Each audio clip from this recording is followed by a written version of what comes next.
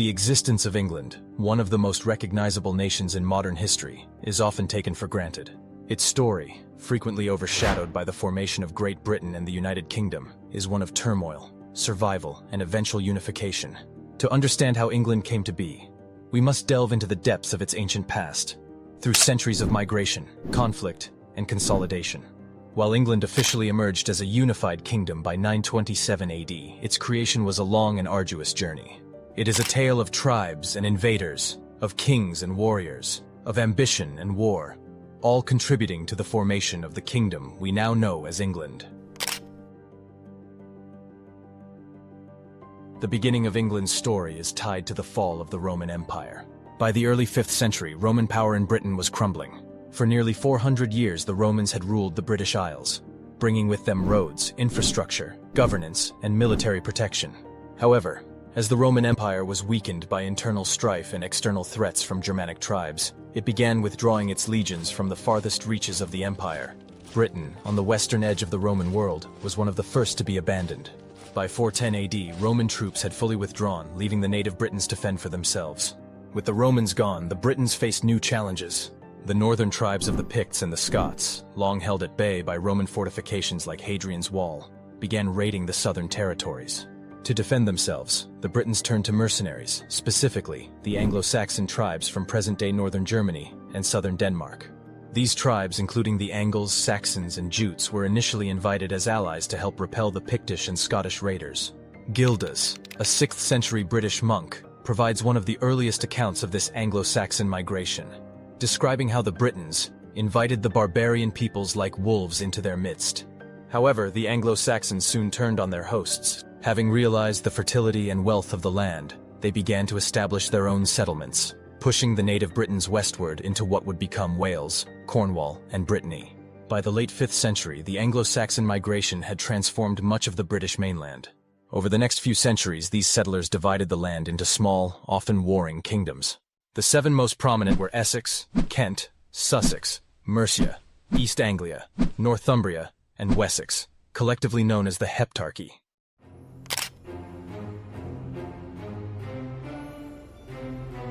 The early Anglo-Saxon period, from the late 5th to the early 8th century, was one of fragmentation and regional power struggles. The Heptarchy was not a formal alliance of kingdoms, but a term later used by historians to describe the various Anglo-Saxon realms. These kingdoms were often at odds with one another, vying for dominance. Northumbria in the north, Mercia in the Midlands, and Wessex in the south became the most powerful players in this struggle for supremacy. One of the most significant developments during this period was the gradual conversion of the Anglo-Saxons to Christianity. The Roman Catholic Church, keen to re-establish its influence in Britain after the fall of the Roman Empire, sent missionaries to convert the pagan Anglo-Saxons. In 597 AD, Pope Gregory I dispatched Augustine of Canterbury to Kent, where he successfully converted Ethelbert, the King of Kent. This marked the beginning of the Christianization of England, a process that would unfold over several centuries.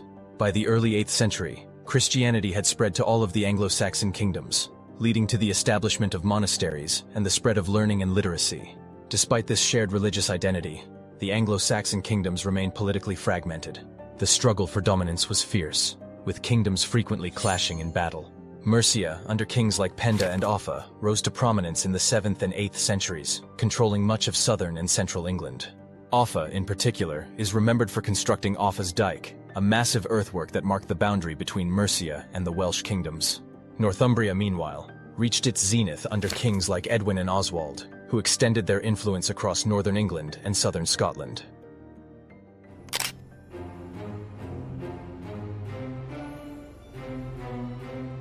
While the Anglo-Saxon kingdoms were busy fighting among themselves, a new and more dangerous threat emerged from across the North Sea: the Vikings. These Norse seafarers, hailing from Scandinavia, had begun raiding the coasts of Britain and Ireland by the late 8th century. Their raids were initially small in scale but terrifyingly effective. The first major Viking raid in England occurred in 793 AD when a fleet attacked the Lindisfarne Monastery in Northumbria. This raid shocked the Anglo-Saxons, as Lindisfarne was a major center of Christian learning and devotion. The Viking assault on such a sacred site signaled that no place in England was safe from these invaders. Over the next few decades, Viking raids became increasingly frequent and destructive. By the middle of the 9th century, Viking ambitions had shifted from mere raiding to outright conquest. In 865 AD, a massive Viking army known as the Great Heathen Army landed in East Anglia. This army, led by brothers Halfdan Ragnarsson and Ivar the Boneless, aimed to conquer and settle in England, rather than merely plunder it. The Anglo-Saxon kingdoms were ill-prepared to face such a formidable and organized force.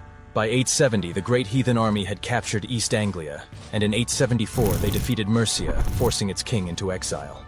Northumbria had already fallen, leaving only Wessex standing as the last bastion of Anglo-Saxon resistance. Wessex, ruled by King Ethelred, soon came under Viking attack as well, but Ethelred's younger brother Alfred would emerge as one of England's greatest heroes.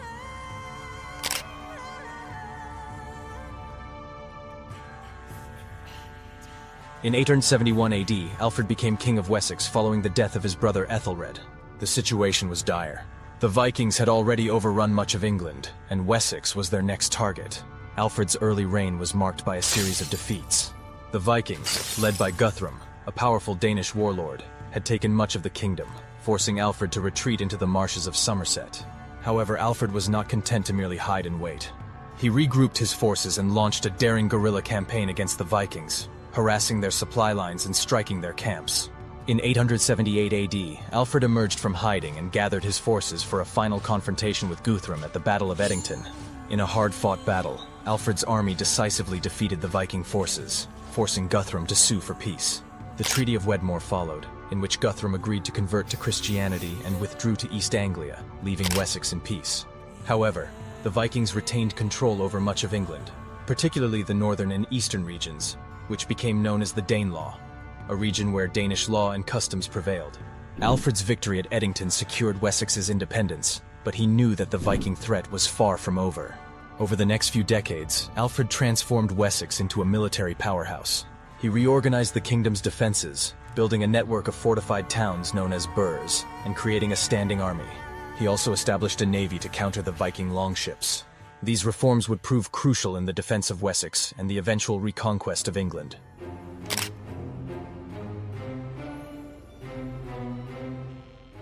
When Alfred died in 899 AD, his legacy of defense and resilience was passed on to his son, Edward the Elder, and daughter, Ethelfled, Lady of Mercia.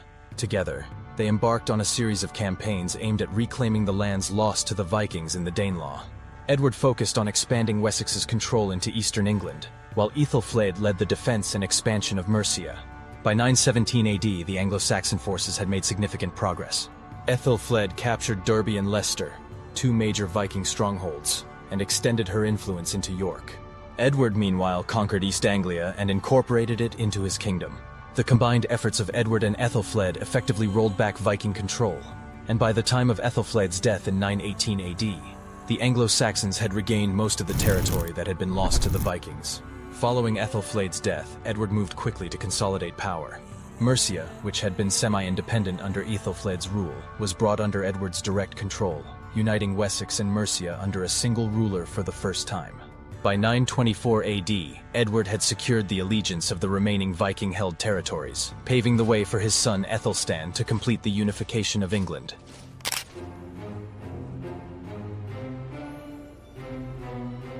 Aethelstan, who succeeded his father Edward in 924 AD, is widely regarded as the first true king of a unified England. His reign marked the culmination of decades of warfare, diplomacy, and consolidation. Aethelstan's most significant achievement was the conquest of Northumbria, the last Viking-controlled kingdom in England. Following the death of the Viking king Sihtric, Aethelstan marched north and brought Northumbria under his control, completing the unification of the Anglo-Saxon kingdoms. With Northumbria now part of his realm, Aethelstan became the first king to rule over all of England. However, his ambitions did not stop there. Aethelstan sought to expand his influence beyond England's borders and assert dominance over the other kingdoms of the British Isles. In 937 AD, he led an army into Scotland, hoping to bring the Kingdom of Alba under English control. This invasion prompted a coalition of forces, led by Constantine II, King of Alba, and Olaf Guthfrithson, King of Dublin, to oppose Aethelstan. The two sides met at the Battle of Brunanburh, one of the most significant and bloodiest battles in early medieval British history. Though the exact location of the battle remains a mystery, its outcome was clear. Aethelstan's forces emerged victorious, decisively defeating the combined armies of Alba, Dublin, and Strathclyde. The victory at Brunanburh solidified Æthelstan's control over England and secured his place as one of its greatest kings.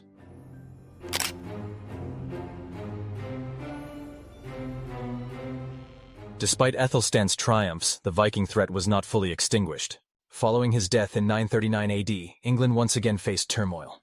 Olaf Guthfrithson, the Viking king of Dublin, seized the opportunity to invade England, capturing York and reclaiming parts of Northumbria. Æthelstan's half-brother, Edmund I, who succeeded him, spent much of his reign reconquering these territories. By 944 AD, Edmund had successfully driven the Vikings out of Northumbria, reuniting England. His reign was cut short when he was mysteriously murdered in 946 AD, leaving his younger brother Edred to inherit the throne. Edred faced immediate challenges as Eric Bloodaxe, a Norwegian Viking, seized control of Northumbria. After nearly a decade of conflict, Edred finally reclaimed Northumbria for England, bringing an end to Viking rule in the region.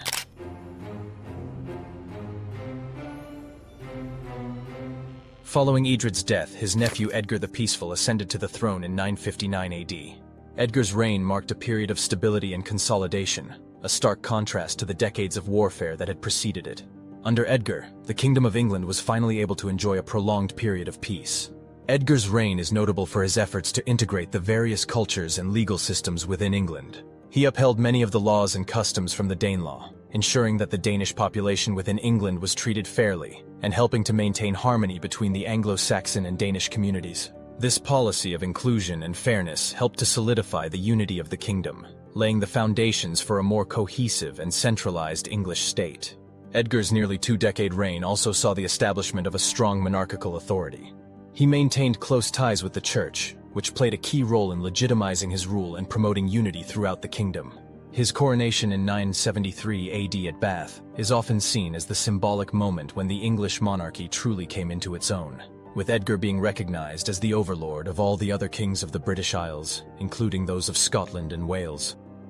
The creation of England was a long and tumultuous process, shaped by centuries of migration, invasion, warfare, and diplomacy. From the early Anglo-Saxon kingdoms to the Viking invasions, and finally, the unification efforts of Alfred the Great, Edward the Elder, and Æthelstan, the path to a united England was far from straightforward. The eventual consolidation of power under rulers like Edgar the Peaceful allowed England to emerge as a stable and unified kingdom. The establishment of laws, fortified towns, and a strong central authority helped to maintain this unity, even in the face of continued threats from Viking raiders and internal strife. By the end of the 10th century, England had become one of the most powerful kingdoms in Europe, with a strong monarchy, a unified church, and a resilient people. The story of England's formation is one of endurance and adaptability, as the Anglo-Saxons, Danes, and other peoples who settled on its shores gradually came together to form a single nation. This kingdom, forged through centuries of conflict and cooperation, would go on to play a central role in the history of the British Isles and, eventually, the world.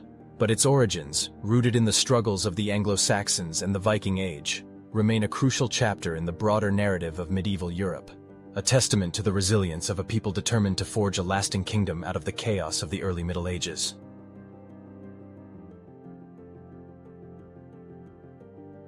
The formation of England was a story etched in blood, conquest, and resilience.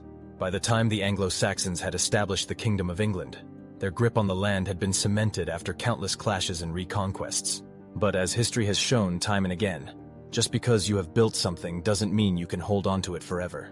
Across the English Channel, an old Viking settlement turned Norman duchy lay in wait, biding its time to seize what it felt was rightfully theirs. The Normans, descendants of Vikings who had long settled in northern France, would ultimately decide England's fate. The tale of the Norman conquest begins with two events that took place years apart: the granting of Normandy to a Viking chieftain named Rollo, and the death of the Anglo-Saxon king, Edward the Confessor. These events, though seemingly unrelated, set into motion one of the most important moments in English history. Normandy, named after the Norsemen who had settled there, began as a Viking colony in northern France. In 911, Charles the Simple, the Carolingian ruler of West Francia, struck a deal with Rollo, leader of the Viking forces ravaging his lands. Charles offered Rollo the territory that would become Normandy, with the understanding that the Norsemen would defend the coast against other Viking raiders.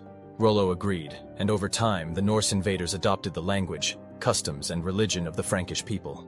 Their Viking roots, however, did not vanish entirely, and these formidable warriors maintained a culture of militarism and expansion. By the mid-11th century, Normandy was a powerful duchy under the rule of William the Bastard, later known as William the Conqueror. William was the illegitimate son of Robert I, Duke of Normandy, and had to fight to secure his title. He proved his military prowess in campaigns against neighboring regions, establishing himself as one of the most formidable rulers in Northern Europe. On the other side of the Channel, England had spent centuries battling Viking incursions of its own. The Anglo-Saxon kings, descendants of those who had repelled the Vikings and formed a united English kingdom, were themselves of mixed bloodlines, with ties to the Viking world through marriage and diplomacy. In the 10th century, Ethelred the Unready, an Anglo-Saxon king, sought to strengthen his position by marrying Emma of Normandy, daughter of the Duke of Normandy. This marriage was meant to secure an alliance between England and Normandy, solidifying the English king's connection to their Norman neighbors. But Ethelred's reign was fraught with conflict, and the Viking invasions of the early 11th century, led by King Sweyn Forkbeard of Denmark and later his son Knut, resulted in a temporary loss of the English throne. After years of struggle, Ethelred's son, Edward the Confessor, was restored to the throne in 1042. Edward had spent years in exile in Normandy, forming deep ties with the Norman court. Edward ruled England for over 2 decades but died in January 1066 without an heir, sparking a succession crisis that would ultimately lead to the Norman invasion. Edward's death in 1066 set off a chain of events that would change the course of English history forever. The Anglo-Saxon Witenagemot, a council of nobles, elected Harold Godwinson, a powerful English earl, as the next king. Harold was a capable leader and had long been one of Edward's most trusted advisors. However, his claim to the throne was not universally accepted. 3 other men believed they had a rightful claim to the English crown: William, Duke of Normandy, Harold Hardrada, King of Norway, and Edgar the Aetheling, the last surviving male member of the Anglo-Saxon royal line. Each would soon make their move to seize the throne. William's claim was rooted in his relationship with Edward the Confessor. As Edward had spent much of his life in Normandy, he and William had developed a close relationship. William claimed that Edward had promised him the English crown, and to add weight to his claim, he pointed to his marriage to Matilda of Flanders, whose noble lineage connected her to the English royal family through Ethelred's marriage to Emma of Normandy. Harold Hardrada, on the other hand, based his claim on a treaty between the former Danish and Norwegian kings. According to this agreement, if either king died without an heir, the other would inherit his lands. Harold, seeing England as part of this agreement, launched his invasion from the north. In September 1066, Harold Hardrada sailed across the North Sea with a force of approximately 10,000 men. He landed in the north of England, joined by Tostig Godwinson, Harold's exiled brother who had been conspiring against him. Harold's army quickly captured York, the largest city in northern England, and began preparing for further advances. Harold Godwinson, now king, was forced to act quickly. He raised an army and marched north, covering the nearly 200 miles between London and York in a matter of days. On September 25th, Harold's forces confronted Harold's army at Stamford Bridge. The battle was fierce and brutal. The Norwegians, caught off guard, were forced to fight without their full armor, having left it behind at their ships. Despite this disadvantage, they fought valiantly, and the English army struggled to break through their ranks. At one point, a lone Norwegian warrior famously held off the entire English army at a narrow bridge, allowing his comrades to regroup. Eventually, however, the English overwhelmed the Norwegians, and both Harold Hardrada and Tostig were killed in battle. The Norwegian invasion had been crushed, but at a great cost to Harold's army. Barely had Harold tasted victory when news arrived that William of Normandy had landed on the southern coast of England. On September 28, 1066, after weeks of delay due to bad weather, William's invasion fleet arrived at Pevensey Bay. William had assembled a massive force, estimated to be around 7,000 men, including infantry, cavalry, and archers, supported by a fleet of 600 ships.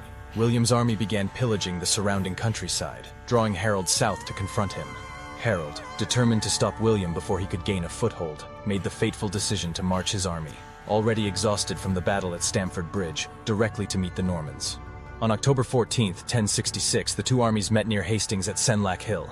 Harold's forces, numbering around 7,000 men, took up a defensive position on the hill, forming a shield wall. William's army, made up of a combination of Norman knights, Breton infantry, and Flemish mercenaries, faced an uphill battle. The Battle of Hastings would prove to be one of the most pivotal moments in English history. William's strategy was to break the English shield wall with waves of archers, infantry, and cavalry. However, the battle did not go according to plan. At the outset, William's archers fired volleys of arrows at the English, but due to the steep incline and the protection offered by the shield wall, the arrows had little effect. Next, William sent his infantry to assault the English lines, but they too were repelled by the steadfast Anglo-Saxon defense. Finally, William unleashed his cavalry, but they struggled to ascend the hill and were met with fierce resistance from the English, wielding axes and swords. At one point, the Norman left flank began to falter, and rumors spread that William had been killed. Sensing victory, a portion of the English forces broke ranks and charged down the hill in pursuit of the retreating Normans. This proved to be a fatal mistake. William, who was very much alive, removed his helmet to show his troops that he was still in command and rallied his forces for a counterattack.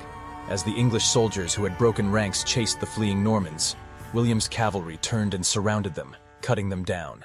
This tactic, known as the feigned retreat, was used several times throughout the battle, each time drawing more English soldiers away from the shield wall and into the open, where they were vulnerable to cavalry attacks. The battle raged for hours, with neither side gaining a clear advantage. But as the day wore on, the English forces, still weary from their march and the battle at Stamford Bridge, began to tire. Late in the afternoon, an arrow struck Harold Godwinson in the eye, killing him instantly. His death demoralized the English army, and without their leader, the shield wall finally broke.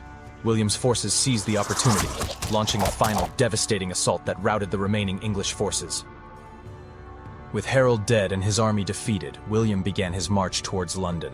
Although he encountered resistance from local lords and the remnants of the Anglo-Saxon nobility, most submitted to him after the decisive victory at Hastings.